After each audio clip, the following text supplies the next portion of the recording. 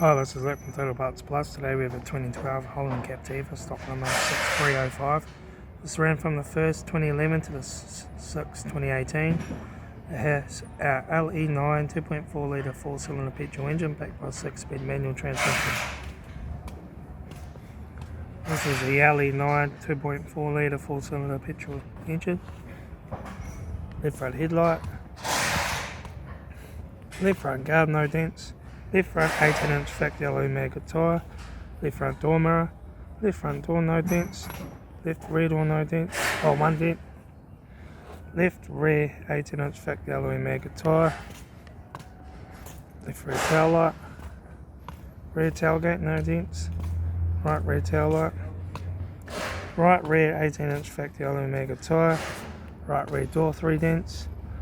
Right front door, no dents. Right front door mirror. Right front 18-inch factory alloy maggot tyre. Right front door card. Right front master switch. Center console in. Automatic gear shifter. Heater AC controls. Back face single stack stereo. Interior mirror. Front courtesy light with sunglass holder. Left front sun visor. Right front sun visor. Factory 3-spoke vinyl steering wheel. Instrument cluster.